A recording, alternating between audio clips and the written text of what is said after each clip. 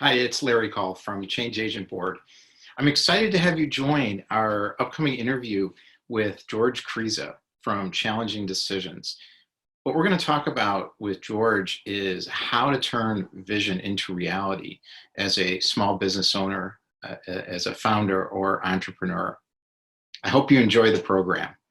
So, George, did you know that a $100,000 bill printed during the Great Depression with Woodrow Wilson's face on it was the largest denomination ever printed in history in the I US? had no idea, Larry. I thought that was really interesting that you knew that little fact. And the closest I could get to that, one time I walked into my grandparents' safety deposit box at the bank. My mom sent me there, and would you believe I found a $5,000 bill and $3,000 bills, which probably sat there for 40 years. Think about that. I've never seen that. I've never seen bills like that before, and this sounds a lot better than the Al Capone vault stunt that Geraldo Rivera pulled. It's Years back.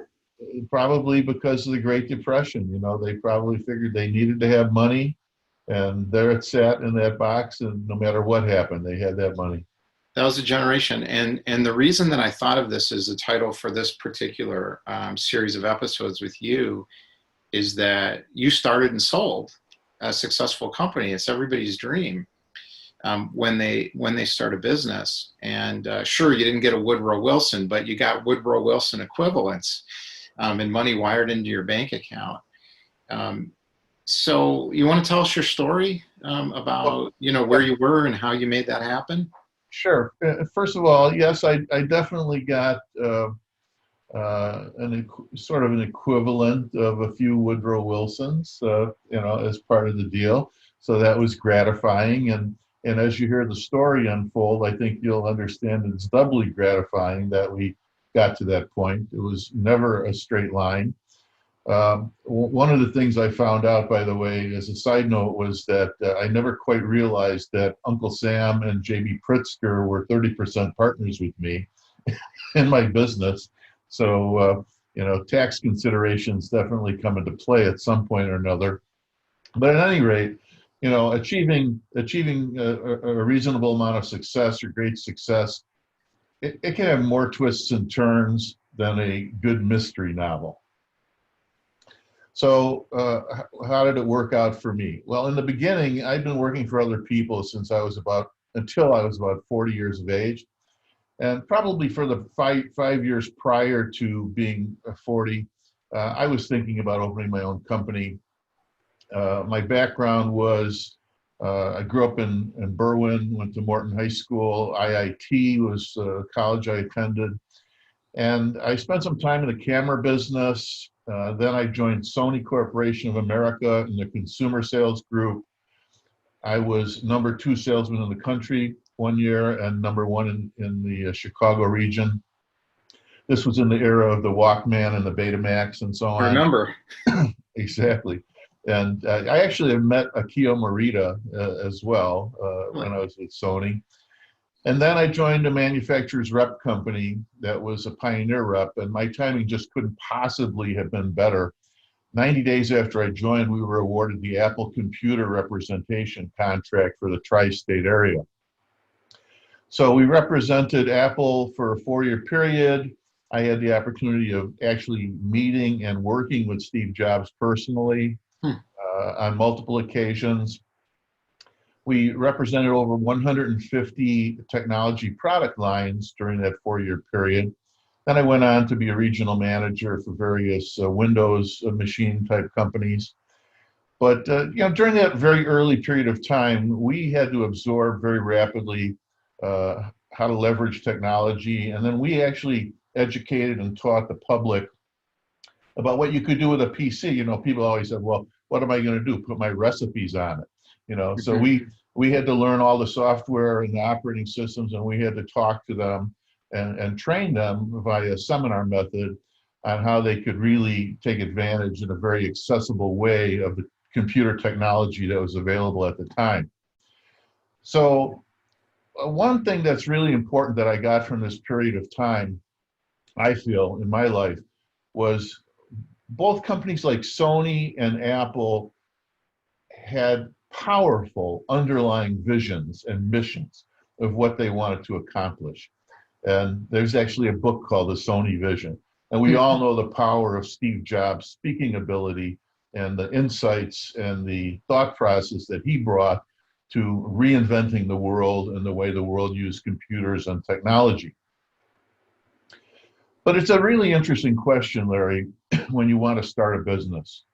And if you just think about the questions you probably ask yourself, and you may have asked yourself back in the beginning, am I ready to open a business? What kind of business do I want to go into? Where do I start? Should I quit my job? Should I do this cold turkey? Really? I'm going to just drop everything and do this? If you watch Shark Tank, that's a question they ask right off the bat to these people that are looking for capital is, are you doing it full time and are you committed? Mm-hmm. So it's a very important thing to ask yourself whether you're ready to make that level of commitment. And you also should ask yourself, do I have the skills necessary to pull it off? At some level, you're going to have a basic set of skills, but you're going to find out very rapidly there's so much more involved in operating a company as it grows that it'll put a lot of demands on you as a CEO. So sometimes, though, you need a push to get off the cliff. And in my case, I was in the computer industry for 13 years. I lost my job. It was a turbulent era. But I did feel I was ready. I still wasn't sure what I wanted to do. I picked up, though, instead of going to look for jobs in the help wanted section, I went to business opportunities. And I saw a couple that just caught my eye. One was with Rosenbluth Travel, which was the third largest travel agency at the time. They were looking for area representation. And then I found another company in Atlanta that had a really unique take on sales incentive certificates that were generally used as a throw-in when you bought furniture or appliance or something of that nature. So I had a start, and interestingly, I knew a lot of people, as you might imagine, having worked for two great companies for quite a long period of time, and then a few others. I knew a lot of people. And the minute I talked to them and they found out that I was involved with travel, they started asking me, well, we'd like to put some cruises out as prizes. Can you make arrangements for that? We'd like to take a group of people to a baseball game in Atlanta. Can you put that group together? And before you knew it, I was selling group travel incentives. The next thing you know, I had 100 winners from Proxima Corporation going to Cancun on a trip I planned and orchestrated completely. We took people internationally to Marbella, Spain. Both programs were successful. People loved what we did. Off to the races we were. We morphed from travel incentives to merchandise incentives. And then a really big moment happened when we were approved by First Chicago, which is now Chase, First Chicago, to issue debit card incentives. We were the third company, while still working out of my home with just my family. We were approved as the third organization to be able to issue debit cards for incentive programs. Well, that was a really big moment in the company. And well, we had to do some things we never had to do before. We had to build a software infrastructure to integrate with the bank. And I was fortunate enough, not only was I computer literate, but my 17-year-old son was able to actually do the mainframe integration with the bank in 1997. We launched our first program January 1 of 1998 with Proxima, which, by the way, remained our client for the full 25 years of my company's existence. Epson was next a year later. And by 2002, we had 17 major clients running programs on our platform with our team operating them. So that was really exciting. And I'd say our company had a head count maybe of about a dozen people by that point in time, but we were starting to grow. And then a really big opportunity presented itself. The number one computer reseller in the United States was very aware of us because of the relationship we had with some of their premier clients. And they wanted to take all of these independent incentive programs and merge them onto one debit card with their brand on it. And myself being who I am, I said, that's not what you want. What you really want and what you really need is a business process management piece of software, which we'd never built before. You didn't have the product yet after No, you sold no, it without the product. absolutely did not have the product. But we conceived the product, which was absolutely spot on for what they wanted. And once they heard what we were proposing, they absolutely loved it. And what ended up happening is this piece of software allowed them to go from, let's say, 25 incentive programs independently pointing at their organization to 250. And that happened in under 1 year. Hmm. So very exciting moment to design and invent and build a platform like that. We actually built the first generation of the platform, I would say, in 5 months, which was quite an interesting challenge. So because of all of this, it became a really big success. And our organic growth was already good, but selling that platform to that client put us into hyper growth. Mm-hmm. And we grew 473% in a 3-year period. Mm. Super exciting. Sounds great, right? Yeah, it sounds great, but and in many ways it absolutely is great. But what you're probably not prepared for, any of you who have been in anything close to that situation, you're really not prepared for the expectations of the client and the needs of the platform in order to live up to what you've conceived. Because you're where are you? You're at generation 0.5. You're at generation 1. And you have a product that launches. Well, because I was in the computer industry, I had taken note of a book I read a number of years prior called Crossing the Chasm by Jeffrey Moore. And Jeffrey Moore is definitely a marketing genius, very influential. He wrote 2 incredible books. One was Crossing the Chasm and the other Inside the Tornado. They go hand in hand, but you really have to cross the chasm at some level in order to get inside the tornado of growth. Yeah. So what I learned that I think is relevant to anyone building a product, delivering a product that is tangible, whether software or hardware product that involves technology, is to understand how companies build the product and deliver the product, and at the same time, how the marketplace views them and their product. And Jeffrey Moore lays that out just beautifully. So I learned about this all in practice in roughly the 2003 to 2008 timeframe. So a book really had that powerful an impact on you. And as you think about where you are today, how is that book helping you with your challenging decisions consultancy practice? Well, in the regard that it helps me assist CEOs understand where their company is and their product is at a given moment in time. And I would like to say this, this whole idea of the chasm. What's the chasm? Well, there's actually 2 chasms, you might say, rolled into one. The first chasm is the product ready for prime time? I'm going to say there's 3 chasms. Is the product ready for prime time? Is the organization ready for prime time? And then where does that organization, that product fit against the market dynamics that are there? And one thing we learn, and that CEOs should all understand, is that uh, larger clients are very risk averse. And so they're not terribly interested in putting themselves in a position to be a guinea pig. Now, there are some exceptions to that. And I'd like to show a chart, Larry, if I may, to talk from for a minute.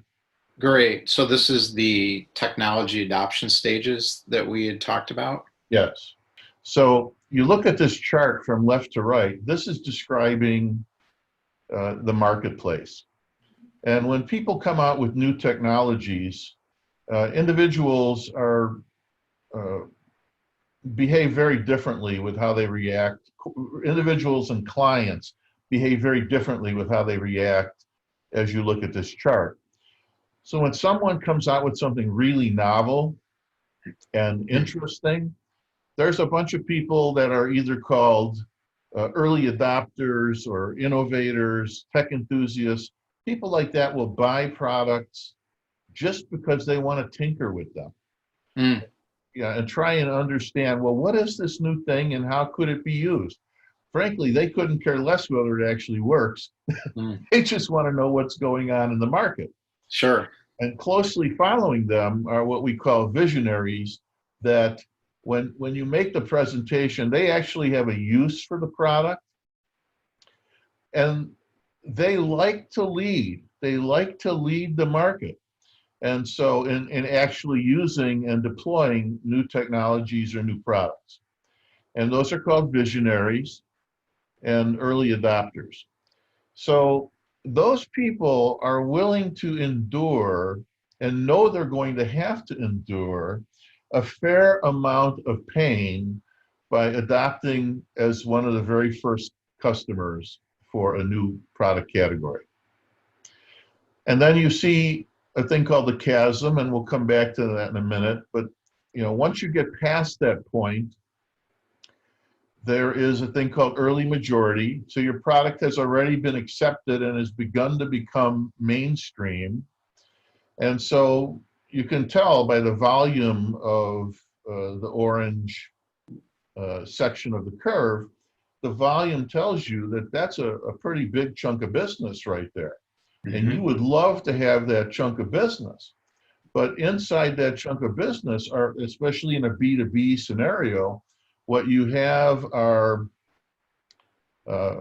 demanding clients that expect the product to work, that need a support infrastructure around the product, and that without that, it will fall on its face.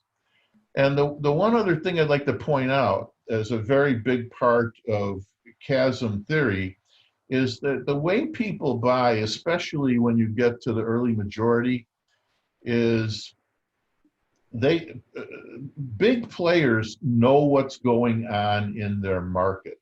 They watch one another. And so if we were to talk about the computer industry, which I'm familiar with, if the number one player deploys a product as they did in our case, guess what? Without ever having a salesperson set foot in their door or make a call, they already know that guerrilla client has bought and deployed the product. Mm-hmm. And guess what? They want to do it too. And so it's almost not even a matter at that point of sales resistance. If you can sell the gorilla, all of its big competitors are going to want to know what they're doing and how fast can they get on board. So that's really an exciting moment. So what is this chasm again? The difference in what the requirements are between the visionary segment and the pragmatist segment, the early adopters, early majority, it's really significant in terms of what's required. And as a result of that, your organization and your product has to grow up really, really fast. And I'm going to take the diagram down right now and keep talking about the situation.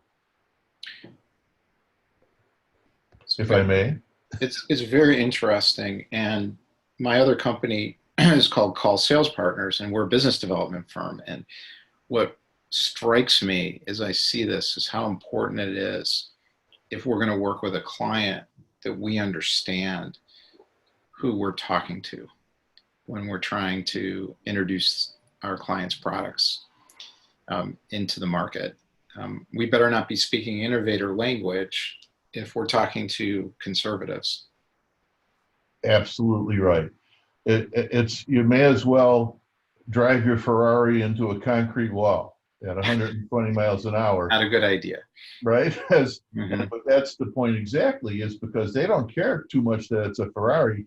You know, they have roadblock after roadblock after roadblock that they're going to expect you to live up to in order to meet their kind of world and their kind of requirements. That's right. So I'm thinking of it from that sales angle, and what you're talking about for a business owner is that as a management consultant, what you're saying is before they start to make challenging decisions about their company, where to invest, and what products to bring to market, and what direction they want to go in, they've got to be able to understand what phase they're in, and it's what's needed at each phase. Yeah, and I could tell you this, in my case, real life, I saw it coming. This for me began in 2003. You're talking about, you saw the chasm?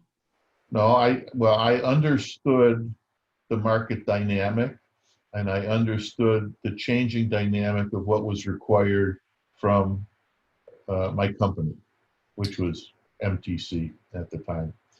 And in fact, I have still to this day, I have presentations I made to my management team to explain to them what these dynamics were and how we would have to react quickly as a company. Because what I like to share, and this is again super relevant to CEOs, when you get in this situation that looks like hyper growth could actually be at your doorstep, you have to ask yourself a question. How am I going to grow my business? I don't mean sell more. I mean, how am I going to grow and mature my company in order to meet the needs of dramatically increased demand? And I'm going to have to hire more qualified people, right? Here's another thought. The existing organization, which in our case was very small, we were at maybe 20 people at that point in time. There are so many new roles and so many new demands. You cannot hire fast enough and integrate people fast enough in order to deal with all the problems that suddenly are at your doorstep. And so Jeffrey Moore uses the illustration of a conductor of a musical orchestra. And so, at this particular moment, the horns have to play. At this particular moment, the woodwinds have to play. And he's orchestrating continuously the roles that people play and how they play them and when they play them in order to meet the changing demands of the client base. So what does that mean for the individuals in your company? That means that individuals, they can't think like big company people. They have to think super flexibly. That today I'm going to run customer service, and tomorrow I have to deal with quality control, and the next day I have to deal with client relations. And they may or may not have all these skill sets. So you have to coach them and develop them very rapidly into being able to handle roles they never anticipated that they would have to fulfill. So the comfort zone goes right out the window during a period like this. And the organization, again, it has got to grow rapidly. And where are these new people and these more qualified people going to come from? They're often going to come from larger, significantly larger companies, stratified companies, bureaucratic companies. So you go from this entrepreneurial flex situation, bringing in a bunch of very skilled new people who are expecting a resource equation that does not exist in your organization. So it's quite a challenge, and you have to figure it out. You're the CEO. You're running the program. And then the other thing you have to contend with is, do I have enough capital? Because, and this is again something that we ran into early on, is we were just going gangbusters and we were doing great. And we went from in a 6-month period from signing this gorilla client, we went from a very cash positive position. I want to say in 6 months we lost $500,000. Wow. Yeah, and I had the organization. And I imagine you had never lost $500,000 before. I wouldn't know what that meant. But this is the thing. I mean, I grew the organization to 37 people because I knew I had to have a bigger organization, but we could not. The revenue was not yet there to support that size organization, which is why people are going to look for a capital raise in many situations like that. And I would have to freely admit, it never occurred to me I should raise capital in 2003 or 4. Mm. So we did it organically, and that puts things into a whole different scenario, and the burn rate changes, and it's all out of proportion, your cash flow. And you're asking yourself, how in the world am I going to get from this visionary stage into the early majority stage? And I can tell you one thing, it will be, there's that movie, right? There Will Be Blood. It's a bloody, difficult process. It tests your skill, it tests your will, it tests your resourcefulness more than you would have ever imagined. And you know what else is going to happen? You're going to lose people, because you're not just burning cash, you're burning people out. Mm. And so you'll probably lose accounts in the middle of this big growth spurt, because you haven't quite figured out how to manage this level of difficulty. We lived through all of that, and we lost that big gorilla account after holding on to them for 4.5, 5 years. We lost it, and then you would think that's bad enough because they were a big chunk of our business. But then came 2009, which was the worst recession since the Great Depression. So in our case, we had to deal with a reduction in revenue of 40% in a year and a half, in the middle of making our largest capital investment that we would have, far beyond what we would have ever thought we had to invest into the software platform.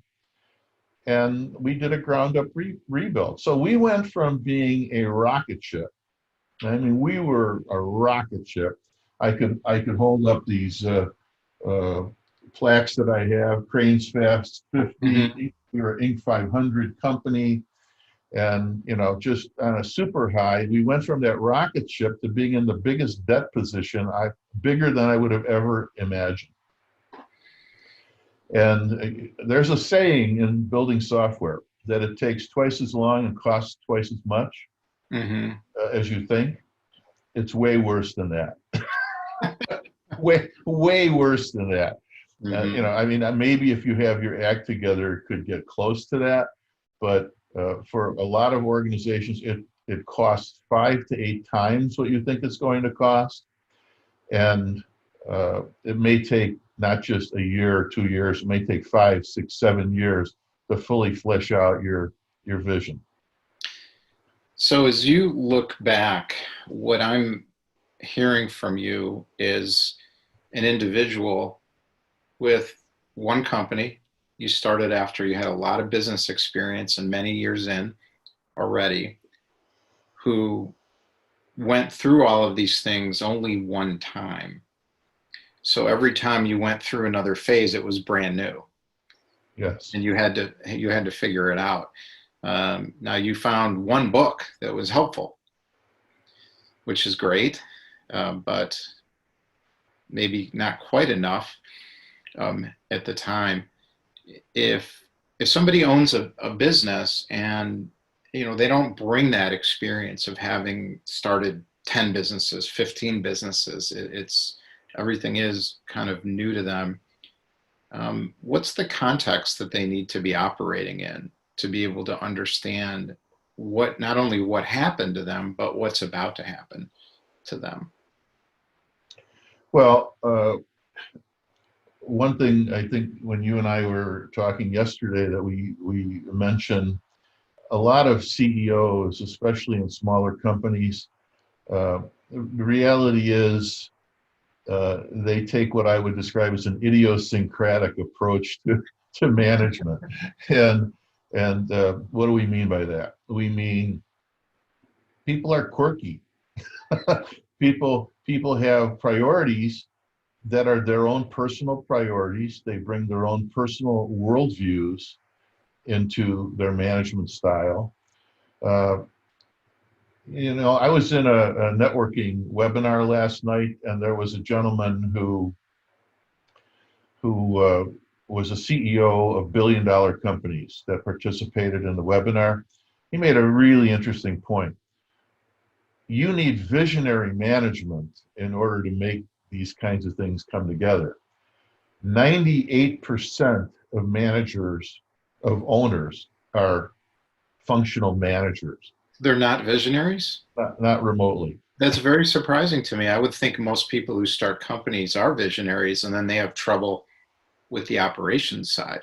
They might have a little bit of vision as to, or I would describe it, they have a passion for a product, or they have a passion for a way of doing business, that they just love what they do, and they have no problem being immersed in it, but they're not really what I would describe as students of a business practice and theory.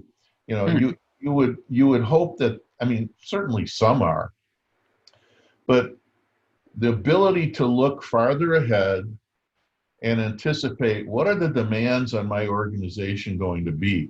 What are the demands in the finance group? What are the demands in sales? What are the demands in marketing? What are the demands in operation? How am I going to take the ragged edges of what I created and turn it into a solid, finely tuned, really well-running organization and operation? That's I hope I'm answering your question, but that's the devil. And a lot of times, if you were to ask someone as a consultant, why do you do it that way? Whatever it is, maybe I process a claim, or maybe I, have a customer interaction. Why do you do it that way? Well, that's the way we've always done it. That's going to be your answer. That's the way we've always done it. And have you taken a look at the process that you use and mapped it out? Mm-hmm. To figure out, well, I like the expression, sometimes the marbles are rolling around on the table, right? That's business. But you don't want the marbles to fall off the table, because they hit the ground hard, and sometimes they shatter, right? So what the CEO needs to be able to do is he needs to understand his business so well, and all the moving pieces of the business so well, at least at an executive level, so that he can understand how to deploy new process, new procedures, new operational elements in order to refine it to the point where the marbles quit falling off the table. I think what's interesting about what you're saying is that if you're describing, tell me if I got this right, if you're describing most CEOs that founded small businesses as individuals that are not necessarily visionaries, but they're very good at a particular function or task or capability that they know how to bring to the market, maybe better than anybody else. Now you're asking them to do what you just described, which is to chart a course and map out a future, and make sure all the pieces are in place. You have an inherent contradiction in terms of what's needed and what the skill sets are in the company. Without a doubt. How do you reconcile that contradiction? Well, in practice, one of two or three things will happen. either the business will ultimately fail because the CEO did not rise to the occasion, or the CEO will work very hard to develop their vision and to develop their skill set to be much more forward looking, or organizations that grow really fast and take outside capital end up replacing the CEO. So you get fired by the people who buy your company, essentially. Yeah, that's, and we went through a period where we were trying to raise capital, and we actually, because we were so highly leveraged at the time, we had one offer that after, all my years of time, effort, and energy and passion, I was going to be left with 5% of the company. Well, luckily you didn't take that. Oh, I didn't. Yeah. So sometimes you get the defining moments where you say, am I going to do it or not? Mm-hmm. And I was bound and determined to fight every battle I needed to fight and improve my skills to the level that I need to improve them. And I would say, again, as we discussed the other day, having never done it before, how long did it take, George, to do it? Mm-hmm. Well, realistically, somewhere between 10 and 12 years to get fully calibrated with the right team, the right people, the right quality control, the right process management, so that the company ran really smoothly, the product ran really smoothly, the management team, and that's where it starts. The management team understood what effective working together really means. Mm-hmm. And we also talked about what other books are very influential for me, and include the Patrick Lencioni series, particularly the 4 Obsessions of an Extraordinary Executive and the 5 Temptations of a CEO. That, along with 4 Disciplines of Execution, those books put it all together in terms of understanding how profound a really good culture is to success, and also the discipline required to hold the organization accountable to achieve quarter by quarter not only revenue goals but functional goals as to how you're going to make that company better. We've got our contact information up on the screen here. If anybody's interested in getting in touch with me, if you think you're a good fit as a board member on one of our series to talk about some of your expertise with relevant audience, you can contact me. If somebody wants to reach out to you, George, what can you offer them at this point? Well, the website is challengingdecisions.com. The phone number is 312-320-7760. And what we can offer them is an introductory discussion to understand where they're at with their business, what problems are troubling them. I absolutely feel like small to mid-sized organization, and by the way, my consulting target is everything from, similar to what you described, is everything from entrepreneurs to SMB CEOs to lower middle market CEOs. So it's quite a line. And the fact is, the smaller the organization is, the more likely they are to benefit from a trusted advisor. And so, people that are looking for a trusted advisor that has been through things before, that has a wide variety of expertise that could be very relevant across some of the areas we described, I'd encourage them to give me a call, and I'd be happy to discuss how we proceed. I think that I'm laughing as you're talking about who needs it the most, and it's usually the people who don't want to spend any money on anything that need it the most. And I'm actually glad you brought that up, Larry. And as someone in that position, who has been in that position myself, I have always hired experts to help me in areas where I don't want to be an expert or feel like I'm not an expert, as opposed to trying to figure it out myself, even when there was a stretch to do that financially. And I'd strongly encourage people to take what I just said very, very seriously. It'll take you years and years if you'll ever figure it out. Whereas if you bring in someone who knows what they're doing, regardless of what the subject area is, you're going to get there a lot quicker. And then I'll add one more thing about making the decision about who to bring in.